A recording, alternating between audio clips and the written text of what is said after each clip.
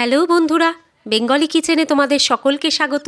আজকে আমি আবার একটা নতুন রেসিপি নিয়ে তোমাদের সামনে হাজির হয়ে গিয়েছি। আমার সমস্ত রান্নাই কিন্তু ঘরের সমস্ত উপকরণ দিয়ে একদম ঘরোয়া রান্না। ভিডিওটা যদি তোমাদের ভালো লাগে তাহলে অবশ্যই লাইক করো আর সাবস্ক্রাইব করে আমার চ্যানেলটা এগিয়ে নিয়ে যেতে সাহায্য করো। চলো দেখে নিই উপকরণে কী আছে। আমি এখানে 6টা হাঁসের ডিম নিয়েছি, আর রয়েছে 2টো মাঝারি সাইজের আলু হাফ করে কাটা। ফোড়নের জন্য আমি ব্যবহার করেছি গোটা জিরে, রয়েছে পেঁয়াজ কুচি, এখানে পেঁয়াজ বাটা আমি ব্যবহার করিনি। একটা মশলা বাটা আমি নিয়েছি, যেটার মধ্যে রয়েছে মাঝারি সাইজের একটা টমেটো, আর রয়েছে আদা রসুন বাটা এবং পরিমাণ মতো কাঁচা লঙ্কা বাটা, লঙ্কাটা ঝাল অনুযায়ী। রয়েছে হলুদ গুঁড়ো আর রয়েছে কাশ্মীরি লঙ্কার গুঁড়ো। শেষে নামানোর আগে আমি ব্যবহার করব গরম মশলার গুঁড়ো। আর পুরো রান্নাটাই কিন্তু আমি করেছি সাদা তেলে। তাহলে চলো শুরু করে দিই রান্নাটা। প্রথমে আমি হাঁসের ডিম এবং আলুগুলোকে প্রেসার কুকারে সামান্য জল দিয়ে একটা সিটি দিয়ে নেব। আমি কিন্তু ডিম এবং আলুগুলোকে একসাথেই সেদ্ধ করে নিয়েছি। অনেকে আলাদা আলাদা করেও ব্যবহার করে, কিন্তু আমি একসাথেই পুরোটা করে নেব। খুব সামান্য পরিমাণে জল দেব, খুব বেশি জল কিন্তু আমি ব্যবহার করিনি। দিয়ে আমি প্রেসারের ঢাকনা বন্ধ করে দিয়ে প্রেসার কুকারটাকে একটা গ্যাস ওভেনে বসিয়ে গ্যাসটা জ্বালিয়ে দিয়েছি। একটা সিটি পড়া পর্যন্ত আমি অপেক্ষা করেছি। এরপর দেখো আলুটা আমার সেদ্ধ হয়ে গেছে, আমি ডিমও খোসা ছাড়িয়ে নিয়েছি।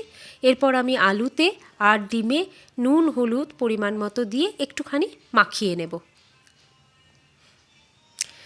গ্যাসে একটা কড়াই বসিয়ে গ্যাসটা অন করে দিয়েছি, আর তাতে দিয়ে দিয়েছি পরিমাণ মতো সাদা তেল।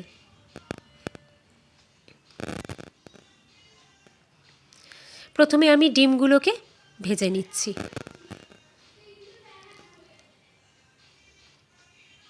দেখো আমার ডিমগুলো ভাজা হয়ে গেছে, আমি ডিমগুলো তুলে নিচ্ছি।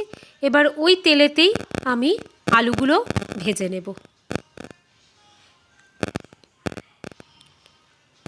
দেখো আমার আলুগুলো ভাজা হয়ে গেছে, এবার আমি আলুগুলো তুলে নিচ্ছি।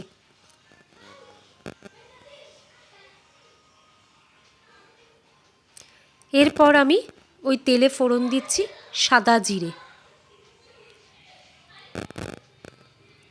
আর দেব তাতে আমি পেঁয়াজ কুচি। পেঁয়াজ কুচিটাকে এবার একটু হালকা হাতে নেড়ে চেড়ে নেব। একটু ডিপ ফ্রাইও হবে না, আবার একদম হালকা ভাজাও হবে না। দেখো লাল লাল করে ভেজে নিয়েছি আমি পেঁয়াজগুলোকে। এরপর এতে আমি ওই যে মশলাটা পেস্ট করে রেখেছিলাম, আদা রসুন বাটা, লঙ্কা বাটা আর একটা মাঝারি সাইজের টমেটো বাটা, সেই মশলাটাকেও আমি ওই পেঁয়াজের মধ্যে দিয়ে এবার একটু মাখিয়ে নেব। দেখো আমার মশলাটা কিন্তু পেঁয়াজের সাথে ভালো মতো মেখে গেছে। এবার আমি এতে হলুদ গুঁড়োটা দিয়ে দিচ্ছি, আর দিয়ে দিচ্ছি কাশ্মীরি লঙ্কার গুঁড়ো। কাশ্মীরি লঙ্কার গুঁড়োটা কিন্তু শুধুমাত্র রঙের জন্য। তারপর সমস্ত উপকরণগুলোকে আমি ভালো করে মাখিয়ে নিয়েছি। দেখো একটু একটু করে কিন্তু তেল ছেড়ে যাচ্ছে। এবার একটু মশলাতে যাতে নুন ঢোকে তাই একটু নুন দিয়ে দিয়েছি। দেখেছো আমার মশলাটা কিন্তু কষে গেছে, তেলও ছেড়ে গেছে। এবার একটু সামান্য পরিমাণে জল আমি ওই মশলার মধ্যে অ্যাড করে দেব।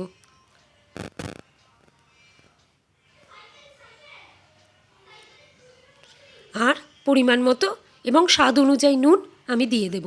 দেখেছো আমার ঝোলটা কিন্তু ফুটে গেছে। এবার আমি কি করব, আস্তে আস্তে করে ওই যে